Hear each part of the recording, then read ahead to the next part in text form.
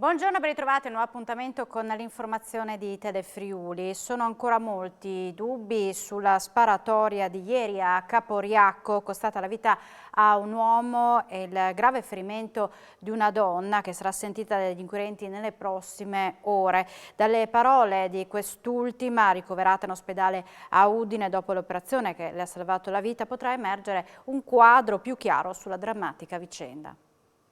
Sulla sparatoria che ieri a Caporiacco ha causato la morte di un uomo, Enzo Minisini, 75enne del posto, e il grave ferimento di una donna, saranno le parole di quest'ultima, che oggi sarà sentita dagli inquirenti, a fornire un quadro più dettagliato di quanto accaduto nella mattinata di mercoledì in una vigna di via San Daniele. La 43enne, di origine etiope e residente a San Vito al Tagliamento, era stata colpita da 3 colpi di pistola, ma era riuscita a mettersi in salvo chiamando i soccorsi. È stata operata in ospedale a Udine e non è in pericolo di vita. Secondo la prima ricostruzione degli investigatori, Minisini avrebbe sparato alla donna nel campo dove erano arrivati a bordo della Fiat Panda della 43enne e poi avrebbe rivolto l'arma su se stesso sparandosi in testa. Ieri, per tutta la giornata, le forze dell'ordine, carabinieri e polizia di Stato hanno raccolto sul luogo della tragedia elementi utili alla ricostruzione della sparatoria, anche acquisendo le testimonianze di quanti nei paraggi hanno visto i due in auto e udito i colpi. La procura di Udine, che coordina le indagini, lascia aperta ogni ipotesi. Chi ha portato l'arma, chi ha sparato e quale sarebbe il movente? Domande ancora senza risposta. Di certo la versione della donna aiuterà gli inquirenti a fare un passo avanti nell'accertamento delle responsabilità.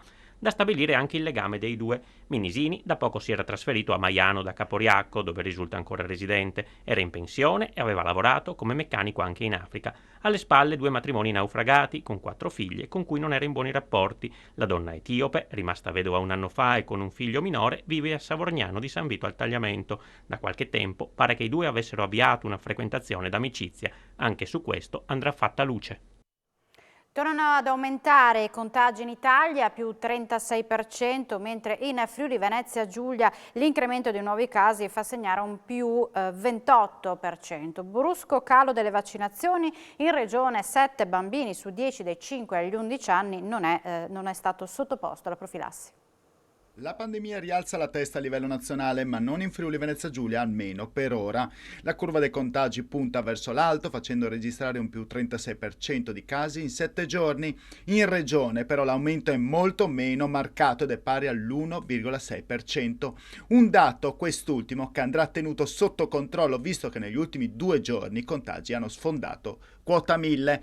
Lo rileva il monitoraggio settimanale della Fondazione Gimbe, che evidenzia come nella settimana dal 9 al 15 marzo ci sia stato in Italia un incremento dei nuovi casi, più 379.792 a fronte di un lieve aumento dei tamponi, più 8,4%. 17 le province con incidenza pari a oltre 1.000 casi per 100.000 abitanti, in regione invece il dato si attesta sui 735 positivi ogni 100.000 abitanti. Ancora in calo invece in tutta la penisola il numero di vaccinazioni, con una media di 63.120 somministrazioni al giorno. In regione i Novax sul totale dei residenti è fermo al 16%. Maggiori diffidenze al vaccino ci sono nella fascia d'età dei minorenni. 7 bambini su 10 dai 5 agli 11 anni non si è sottoposto ad alcuna dose. Il tasso di copertura con almeno una dose nella fascia d'età tra i 20 e i 29 anni ha raggiunto addirittura il 98%. L'arrivo dei profughi in Ungheria al confine con l'Ucraina, tra le corriere giunte a raccogliere la popolazione in fuga anche quelle della Juventus. Ogni treno porta circa 1000 persone, generalmente anziani, donne e bambini. Il racconto di Marco Macoric. Tir carichi di aiuti, carovane di mezzi, volontari di ogni estrazione, interpreti e mediatori culturali. Incrociamo pullman, compresi quelli della Juventus, che arrivano a raccogliere profughi. È doveroso per ora mettere ordine e canalizzare questa incredibile e meravigliosa forza di solidarietà, rivolgendosi a chi ha stabilito dei presidi sul territorio, ONLUS, Protezione Civile, Croce Rossa, consolati ed ambasciate. Quando arriva un treno di sfollati, circa 800.000 persone a convoglio, iniziano le operazioni di controllo da parte della polizia di frontiera, che possono durare anche un paio d'ore. Chi possiede il passaporto biometrico può scendere, uscire o proseguire con altro treno. Gli altri vengono gentilmente accompagnati per dotarli dei permessi necessari allo spostamento nei paesi della Comunità Europea. Questa operazione però può richiedere anche 2-3 giorni. Ecco perché diversi pullman ripartono con pochi profughi. Tutti ricevono assistenza sanitaria, generi di conforto, pasti caldi, giocattoli per i numerosi bambini, schede telefoniche per rimanere in contatto con il proprio marito, il proprio papà o con il proprio figlio al fronte. Alcuni con destinazione certa, altri per un nuovo mondo con la speranza nel cuore di scappare ora per poi tornare. E andiamo a Porto Nogaro, dove questa mattina sono arrivate le ultime bramme di acciaio dall'Ucraina.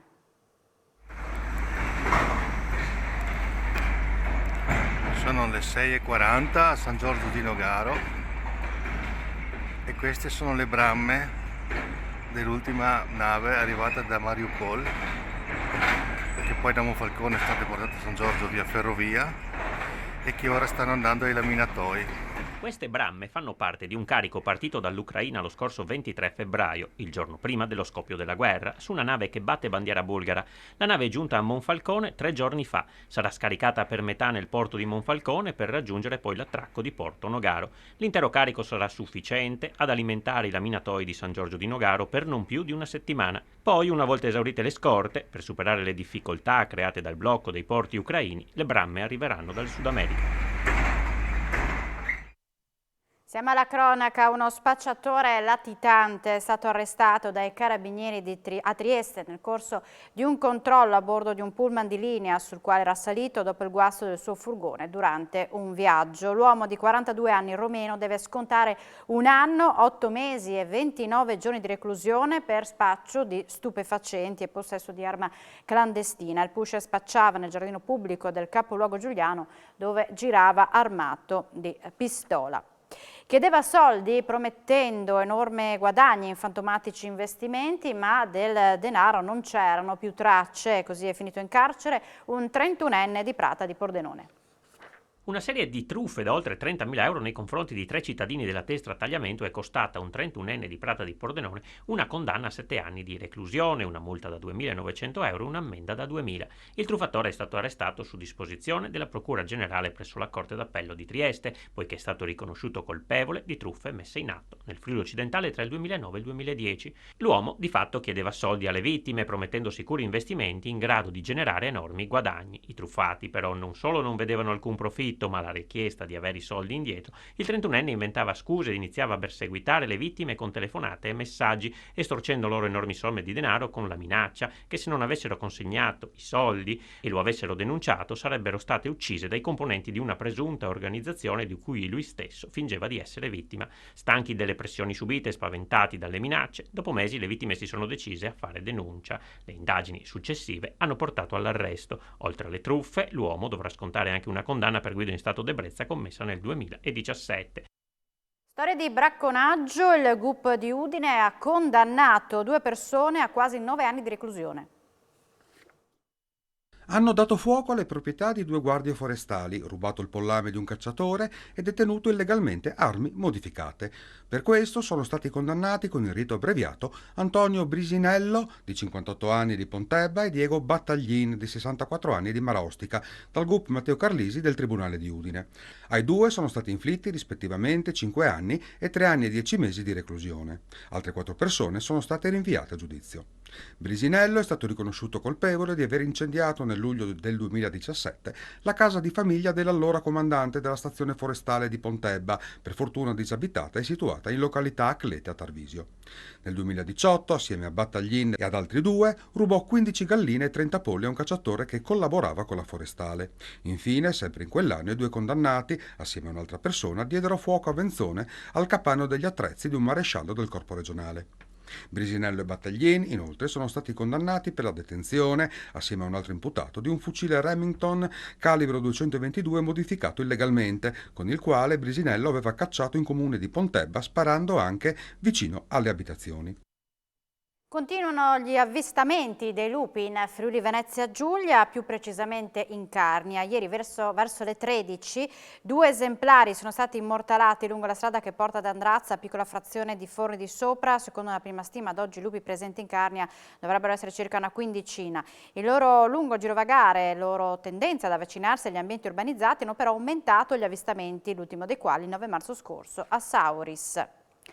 Per razionalizzare l'uso dell'energia elettrica negli impianti sciistici e risparmiare nelle spese del gasolio per i gatti delle nevi impegnati nella battitura delle piste, il Friuli Venezia Giulia ha deciso di chiudere la stagione invernale con una settimana d'anticipo. Il nuovo calendario prevede che i poli di Forni di Sopra, Sauris e Sappada terminino le attività il 24 marzo, mentre nelle altre stazioni sciistiche, Tarvisio, Toncolà e Piancavalo, dal 28 marzo al 3 aprile il numero di impianti aperti sarà ridotto e le piste a disposizione degli appassionati potrebbero subire comunque delle chiusure già dalla prossima settimana qualora le condizioni non siano più ottimali.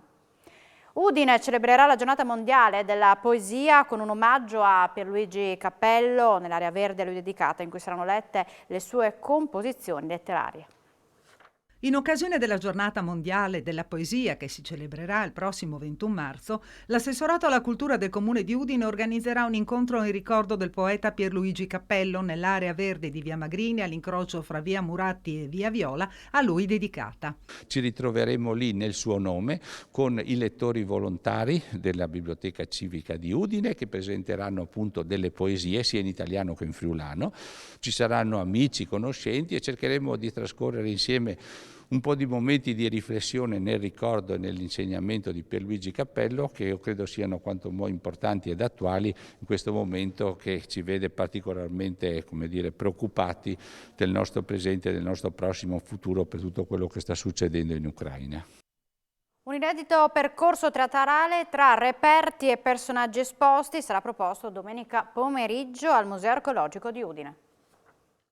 Anche le statue parlano, il titolo di un progetto innovativo che domenica pomeriggio coinvolgerà il Museo Archeologico di Udine, i cui reperti e personaggi prenderanno corpo e voce grazie all'associazione AC Cultura Arti di Udine, sostenuta dall'assessorato alla cultura del Comune di Udine. Lo spettacolo in musica e parole nasce con l'intento di collegare passato e futuro, archeologia e tecnologia. Questi artisti faranno parlare le statue. La sede del Museo Archeologico, nella sede al piano terra appena si entra in castello, lì abbiamo reperti della Magna Grecia, abbiamo dei vasi stupendi, longobardi esattamente, romani, anfore, vetri molto belli, ecco, delle teste, delle statue. Ecco, questi racconteranno un po' la storia, le loro vicende. Invito tutti a prenotarsi perché ovviamente le 6 stanze dell'area archeologica non sono molto ampie e quindi bisogna contenere un po' i numeri. Però ci saranno più momenti di presentazione di questa rassegna, anche le statue parlano,